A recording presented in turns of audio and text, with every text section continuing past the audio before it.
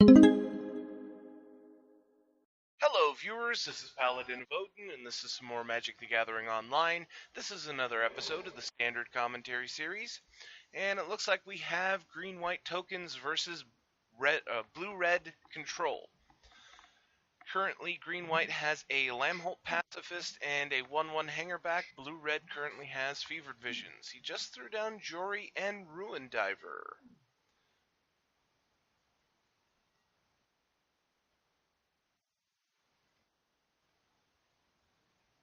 Gideon, ally of Zendikar from green-white. If he anthems him, the pacifist will be able to attack this turn. Oh, and that's exactly what he's going to do. I was going to say, Jorian is a good enough way to stop him from attacking if pacifist can't attack, but Anthem turns him into a 4/4 and a 2/2. He's attacking all in. Only one land open for blue and red, so I imagine he's just going to take 6 damage here. Well, sorry, I wasn't paying attention. Jorian's a 2/3, so she can block the hanger back and kill it. But now he has a 2/2 Thopter. Anticipate from blue-red.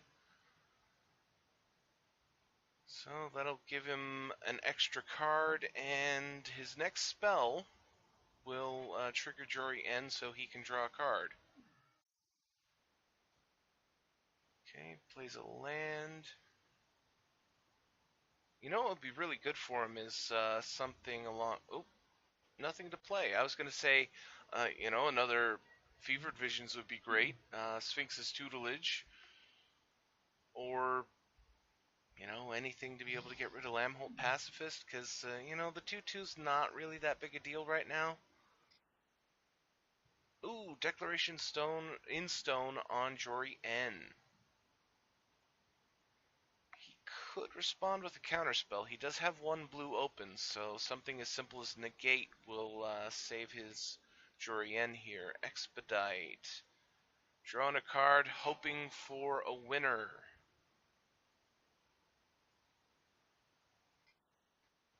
Titan Strength.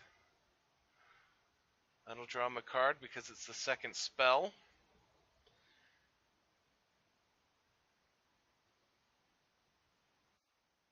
And scry one. Oh, I forgot. Chat. He put the card on the bottom, Jorian dies, and he gets Clue Token. There we go. And all-out attack from green-white after playing Sylvan Advocate. That's 6 damage, so blue-red's down to 10. Green-white's at 14.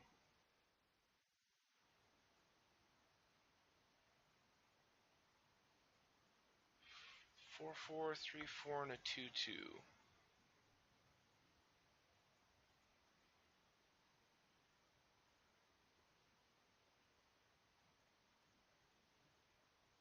Blue-red really needs to wait. Oh, he passes the turn. I was going to say, he really needs a way to stop these creatures. A roast would be really good. It would have been able to kill off the pacifist, and then he would have only had to deal with, well, he still would have had to deal with a 5/6 and a 2/2, but now he's got to deal with 12 damage on the board. He's at 10, so he has to take care of one of the 5 power creatures or he's dead. And man up the Wandering Fumarole. I guess he's just going to go for a chump block and hope that his next card is worth a damn.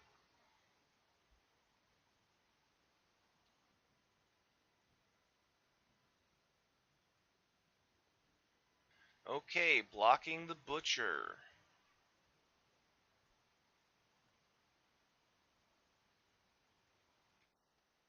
Titan Strength on the Fumarole to turn it into a 4/5.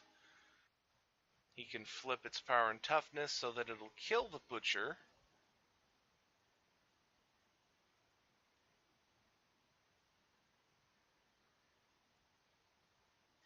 Oh, tapping it to give it Rush of Adrenaline, +2/+1, and Trample. So 6/6 Wandering Fumarole kills off the Lamholt Butcher.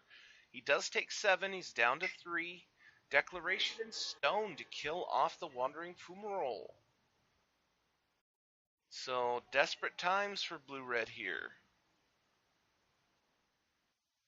5 cards. He has to have an answer. Okay, he doesn't. I was going to say, at minimum, an answer for the Sylvan Advocate. But he didn't have it. So, let's go to game 2. Okay, Elusive Spellfist from blue-red. I have to say, I haven't seen this guy in quite a while. You know, before SOY came out, the blue-red Prowess deck was pretty popular, and then all of a sudden SOY came out, and it just disappeared. But I don't see any reason why you can't run cards like Elusive Spellfist or like, what is it, Storm Chaser Mage in blue-red control.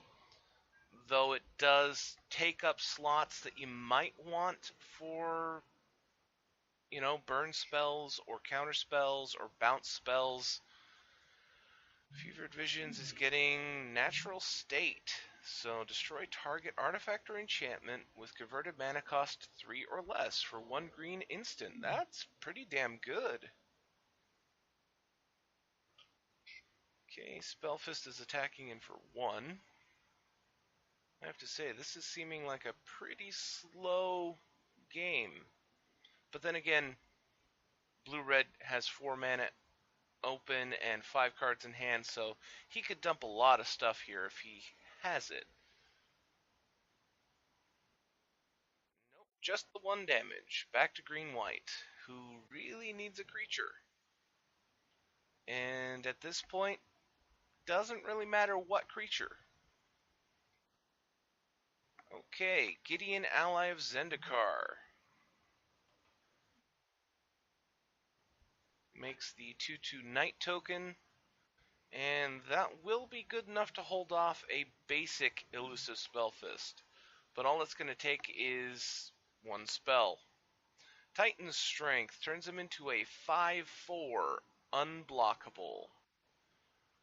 Scry 1, he put the card back on top, so 5 damage going through to the face. Follows it up with a Rush of Adrenaline, turns it into an 8/5. 7 more damage. Okay, Uncaged Fury. Wow. And that's what blue-red Prowess could do before SOY. I don't know why it's not as good anymore. Oh, and they're jumping straight into game 3, and we still have some time left. That was a pretty fast game, so we're actually going to get to a game 3. Hopefully green-white can have a better run than he did the last game, because that was pretty damn bad. We didn't see a single creature from him. Well, we saw the 2/2 token, but, you know, no Sylvan Advocate, no Lambholt Pacifist, no Hangerback Walker. You know, he has a wealth of creatures in that deck, and he didn't get one of them in play. Alright, there's Pacifist. Though, since Elusive Spellfist was unblockable, even having a creature out wasn't really that wouldn't have been that helpful.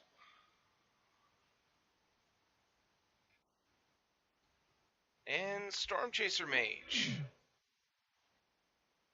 He does not attack in, even though it has flying. And green-white couldn't stop it.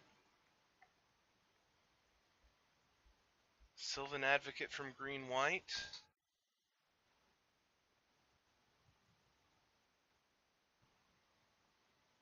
That is one thing about it.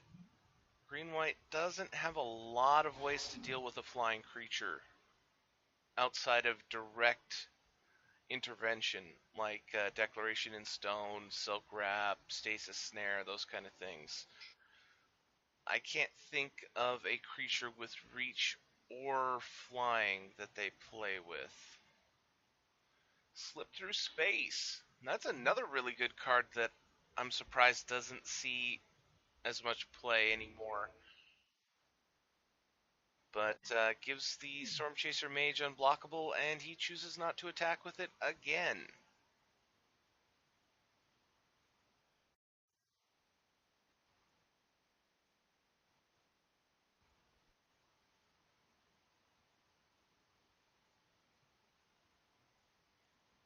Though him choosing not to attack with it this time did prevent the Sylvan Advocate from getting in for 2, but he missed 3 damage so far. But no spells were played, so Lamholt Butcher is on the field now. Elusive Spellfist from blue-red. Now he's attacking in with the flyer.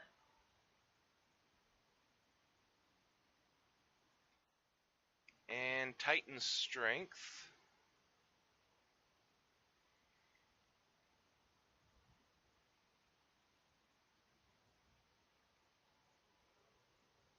Makes the Storm Chaser Mage into a 5/5. And he puts the card on top. So green-white's down to 15. Oh, and 2 spells were cast, so he flips back to Pacifist.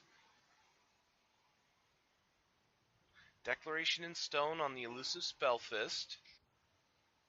And a second Sylvan Advocate. So he can get in for 2 for free here. That'll take blue-red down to 18.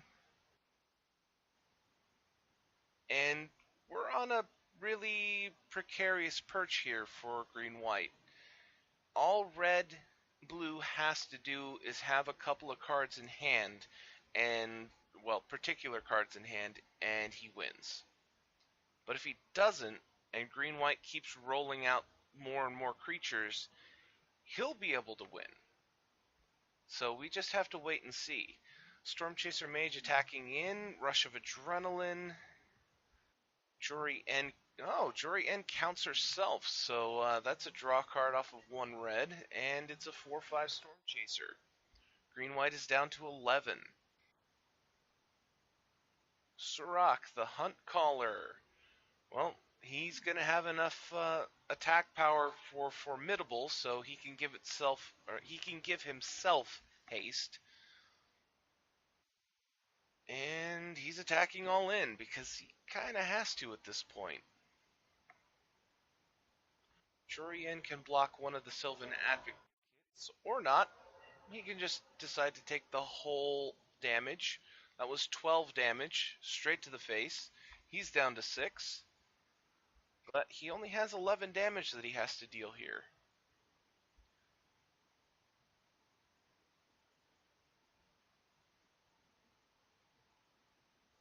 And with another Titan Strength and, oh, what was that card? The one that gives it +1/+1 and double strike. If he has those 2 cards, the game's over. Expedite on Jory N to draw a card. Plays a land.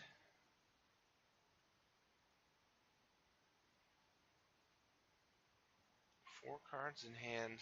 This is pretty much the turn to decide who wins this match. If blue-red doesn't have the cards to make Storm Chaser have 11 power, or enough power and then double strike, then I'm pretty sure that green-white is going to win this game.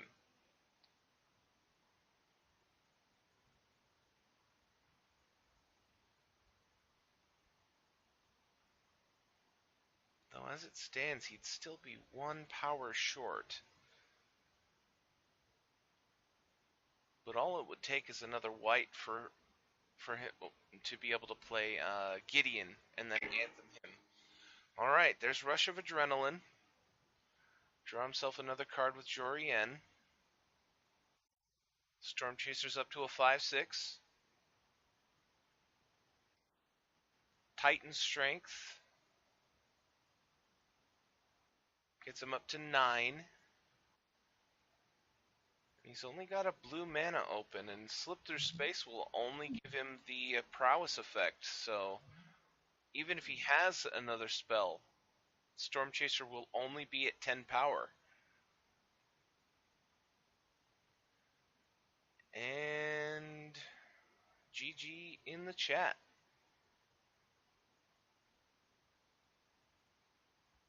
And blue-red concedes. And I have to say, this is an interesting idea. Theoretically, you could have your sideboard of your regular blue-red control deck uh, set up so that you could side in a setup of Prowess, so that, if you're going up against a deck like, well, green and white isn't really the best idea, though, creatures would help slow them down. But you guys understand what I'm talking about. In certain matchups, I would think that a blue-red prowess deck would have advantages versus the blue-red control deck. But since you're playing the same colors, you could load your sideboard so that you could effectively switch decks mid-match. But I don't know if that's what this guy's doing or whether he just has a few pieces of blue-red control in his prowess deck. But either way, that's the match. That was green-white tokens versus blue-red control.